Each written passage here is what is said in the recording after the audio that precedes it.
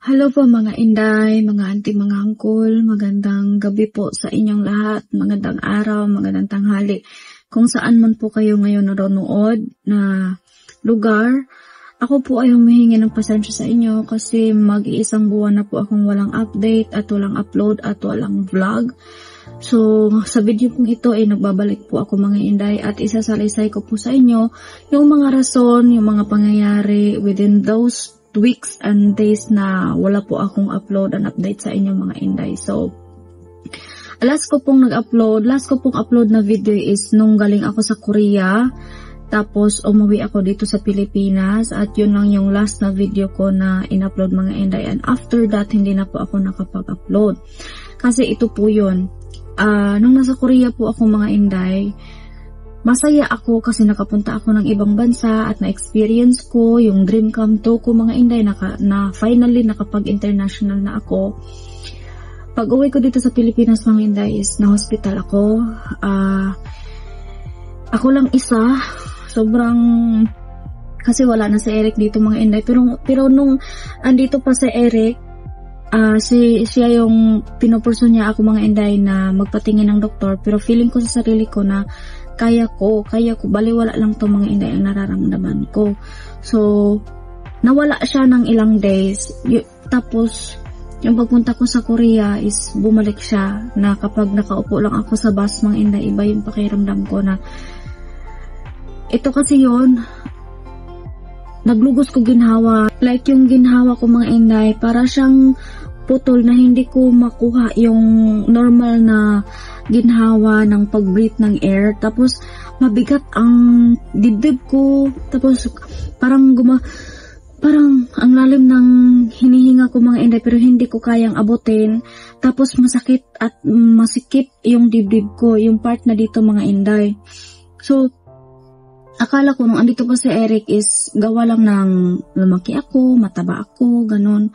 Tapos, nawala siya ng ilang days. Pagdating ko ng Korea mga inday, pumunta kami sa mga destination, sobrang happy ko, parang na-enjoy ko talaga yung sarili ko. Pero nung nasa bus na ako, papunta kami ng other location, humahawak talaga ako mga inday, humahawak ako kung saan ako pwede makahawak. Tapos sumakit yung dibdib ko.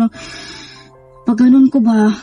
Tapos sinabi ng katabi ko, okay ka lang ma'am? Sabi ko, okay lang ako. So nag-inhale, exhale lang ako mga inday. And then, after mga 5 times ako nag-inhale and exhale, nawawala siya, nagbabalik siya ng normal. So, ako kasi may instinct ako mga inday na parang mawala lang ito. Pero yung sa Korea mga inday, yun yung worst. Tapos, pagdating ko pa dito sa Cebu, sa Pilipinas, nag-worst pa din siya mga day. Kaya kinabukasan, nagpa-diretso na ako sa Chongwa Hospital. So, sa Chongwa Hospital mga inday, yung doktor, may 3 test siya na in-undergo sa akin, na pina-pulmonary ako, heart test, nagpa-2DA ko, at saka nagpa-stress test ako mga inday para talaga malaman na may problema ako sa puso mga day. So, since nga na nagka-problema yung breathing ko, pinasok nila ako sa para siyang glass. Hindi ako nakahiga, nakaupo lang ako mga inday at may tube silang nilagay sa bibig ko. Tapos whole glass. Tapos may monitor sila, nagbo-monitor sa breathing ko kung normal ba yung breathing ko. Tapos parang may aso, never pa ako naka-experience ng mga inday. Noon pa lang talaga. Pulmonary, nakalimutan ko ang tawag doon, pero sabi parang sa pulmonary yun ba. Tapos sinasabi ng nurse na sige ma, mag-blow ka, yung pinakamalakas na blow mo. Tapos pag nag-blow ako mga inday, hindi ko nakukuha yung perfect na range na normal yung blow ko. So mga 3 beses inulit mga inday, pero hindi ko talaga na-reach. Tapos pagkatapos nun, pinarest nila ako mga inday. At saka, next test is marami silang mga wire na nilagay dito sa puso ko, dito sa tiyan ko, sa likod ko mga inday. Tapos pinatakbo nila ako ng up to level na hanggang kaya ko. So, I think na kaya ko is level 6 or no, level 5 yung takbo ng treadmill. So, may malaki silang treadmill sa loob ng hospital mga day. Tapos, pinasapatos nila ako. Nilagay yung maraming mga wire. Tapos, doon yun na re-record yung blood pressure ko, yung heartbeat ko, yung lahat ng nasa dito ko mga inday. So, yung una is yung normal walk lang, ganon. Tapos pagka second is medyo malakas na, pangatlo mas malakas na rin, handle na, abot ako sa point na tumakbo na ako mga inday. So sabi ng doktor, pag hindi mo na kaya, stop ka lang, magsabi ka lang na stop na. So nag-stop ako mga inday kasi hinihingal na talaga ako, hinihingal. Ganon, so after days, lumabas yung mga resulta ng mga test mga inday at tiningnan ng doktor. Normal daw. Normal ang lahat ng mga test ko, pero malaki yung nagastos ko dun mga inday kasi si Eric din kasi ang nag-persuade talaga sa akin na magpatingin ng doktor kasi when it comes sa heart, baka may angina ako. Yung blockage daw ng puso na hindi makadaloy normally yung dugo, yung hangin or something like that kasi yung papa ni Eric is may ganyan din. So, kailangan siyang operahan kung hindi madala ng gamot. So, nung may result na siya, binasa ng doktor. And, curious yung doktor kasi lahat ng mga test ko is negative. So, tinanong pa niya ako kung anong iba kong nararamdaman. Sabi ko parang nagpalpitate yung dito ko. Sabi niya, nagkakape ka ba? Sabi ko, minsan, hindi naman masyado. Tapos, ang last na sabi ng doktor sa akin mga inday is, kasi outpatient lang ako mga inday eh. Sabi ng doktor sa akin na i-refer niya ako sa psychiatrist. Huy, lumaki yung mata ko. Huy, bakit dok? Sabi niya, kasi base sa mga resulta or sa test na ginawa natin is normal lahat. So, in our research, yung mga symptoms mo is sign siya na may depression and anxiety ka. So, I can refer you to psychiatrist. Sabi ko, grabe naman. Ganun lang. Ang dami kong test na in-undergo. Tapos, anxiety lang pala yung sagot ng doktor. So, yung anxiety kasi mga inday, hindi ko alam. Ang dami kasi nangyayari sa personal na buhay ko mga inday. Pero hindi ko na lang i-isa-say dito kasi baka mas lalala lang. So, inside of me, may mga pinagdadaanan ako mga inday. Wala kaming problema ni Eric pero in other matter lang. So ina-assess ko yung sarili ko na kung hindi ko siya maagapan kasi our mind is very powerful. Kung hindi natin siya maagapan mga inday, parang tayo lang talaga yung nagdadala ng sakit sa ating katawan. So sabi ng doktor, kapag hindi mo kaya sa sarili mo, I can offer you to psychiatrist. Ang mahal-mahal lang sa psychiatrist, oy. Sobrang mahal. So, sabi ko sa sarili ko nga, I can handle it. Ibahin ko lang yung lifestyle ko kasi hindi ako nagja-jogging, hindi ako nagda-diet, malaki pa rin ako mga inday. So, parang sabi ko sa sarili ko na ayaw ko nang gumastos na ganun kalaki. I can change my lifestyle, I can change my diet para lang din sa kabutihan ko para sa sarili ko mga inday. So, ayun, hindi na ako nagpa-psychiatrist kasi sobrang mahal, 1 session lang or package, sobrang mahal mga inday. And binanggo ko lang yung lifestyle ko. Ngayon, bumaba yung timbang ko pero malaki pa rin yung mukha ko mga inday. Anyway, except ko na talaga na malaki yung mukha ko. Pero sa timbang, bumaba ako ng 5 kilo. So dati sumabot ako ng 60 kilo, ngayon 54, 55 kilo ako mga inday.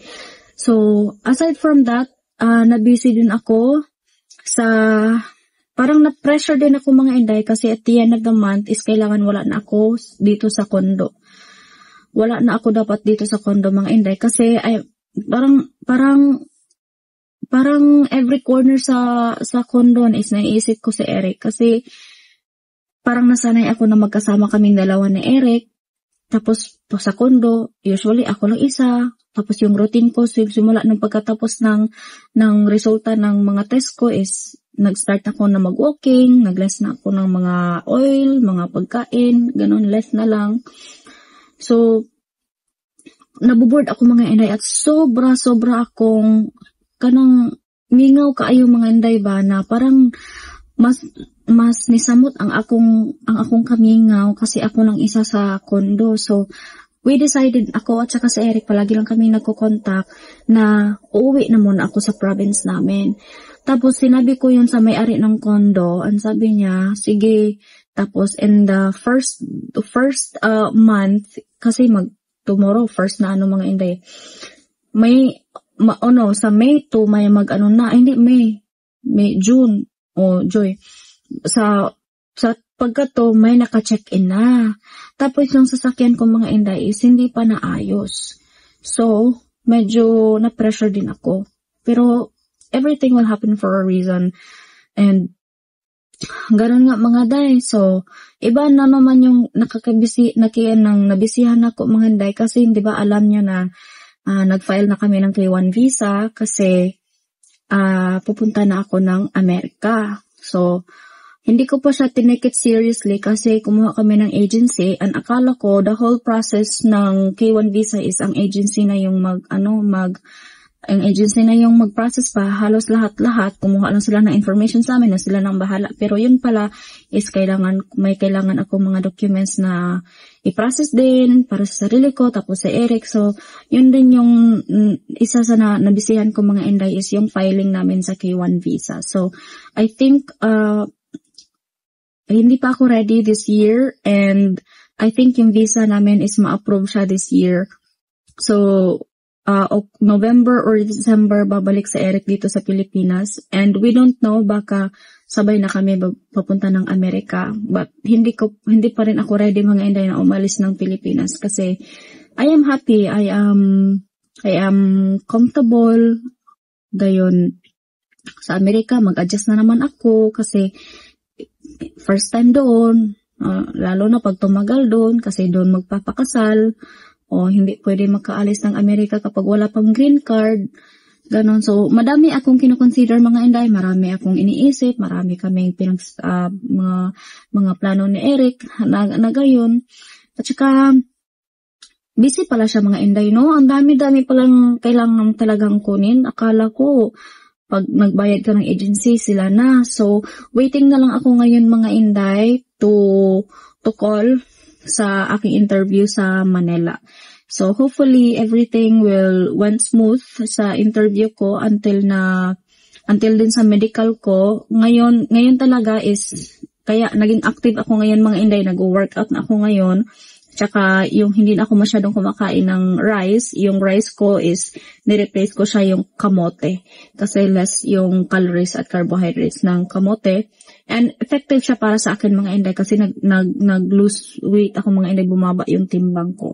And minsan nakakamiss din yung kanin, so, hindi naman ibig sabihin na 100% ko na talaga na hindi kumain ng kanin kasi that's our lifestyle eh. Pero mostly talaga mga Inday, pag lunch and dinner, amote yung kinakain ko. So, hopefully, with our processing sa aming K1 visa is maging positive feedback at with the grace of God na maging okay ang lahat. And I am very fine now mga Inday, and I'm very, very, very, parang stable mindset ako ngayon at nakakatulong talaga yung enerhisyo ko, yung pagda-diet ko mga Inday. So hopefully hindi ko man makita yung result ng aking katawan, but I am making the best of it na ma-reach ko yung goal na timbang ko mga Inday. Mahirap talaga pero kakayanin kasi lalo na si Eric na isa din ito yung nagpa-lose weight na ako mga Inday. As alam niyo sa previous video ko na big deal talaga ni Eric na lumaki ako at nag-iba din yung treatment niya sa akin noon kasi na parang na-shock siya ba na ang laki-laki ko na. So nakikita ni Eric na yun na naglo-lose weight na ako tapos yung nag-workout na ako, bumibili na ako ng dumbbell, ng barbell, nag-workout ako dito lang sa home workout lang mga Inday. So, napasaya ko siya kasi sabi niya, nakikita ko na daw yung purpose na sinasabi niya na health is wealth kasi gusto niya na bata pa ako mga Inday, maging healthy na ako para mas lalo pa akong tatagal by the grace of God na bigyan pa ako ng mahabang panahon sa Panginoon dito sa mundong ito, na mas marami pa akong maranasan, kasi si Eric talaga open-minded na siya when it comes sa aming edad, na talagang mauuna siya, or sinabi ko naman sa kanya na wag mo yung sabihin kasi ayaw kong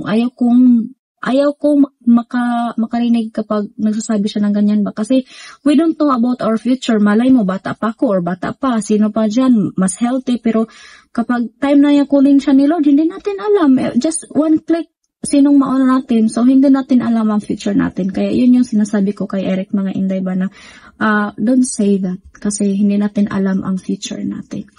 So far, so good naman. Sa Eric ngayon is more nagpa-slim siya kasi nag-vegetarian na rin sa Eric sa Amerika, mga Inday. So, hopefully, will keep continue vlogging kasi I am back now and I am okay. Nag-heal din ako, mga Inday. One of the reason why also na hindi ako nakapag-upload ng vlog, hindi ko talaga inopen yung YouTube ko, hindi ko inopen yung YouTube studio ko, hindi ko inopen yung mga comment ko kasi isa din yung nakakapag-stress sa akin is yung mga negative, yung mga bash. So normal naman talaga yun sa mga social media kasi hindi natin hawak ang opinion ang isa't isa, hindi natin hawak kung ano man yung nakikita or naiisip ng mga tao sa atin. But in my case, mga Inday, is hindi ko naturuan talaga ng husto yung sarili ko na maging strong when it comes sa mga negativity na naririnig or nakukuha ko, mga Inday. So isa din yung ang rason, and now I am fighting and I am getting ready. So hopefully I am fully back with you para ma-share ko din sa inyo ng continue yung life experience ko at saka yung pangyayari sa buhay ko at namin ni Eric. So, it's 11 o'clock in the evening here po. Matutulog na po ako. At maraming salamat po sa inyong pag-intindi at maraming salamat sa inyong pagpasuporta sa aming dalawa ni Eric. God bless po sa inyong lahat and thank you.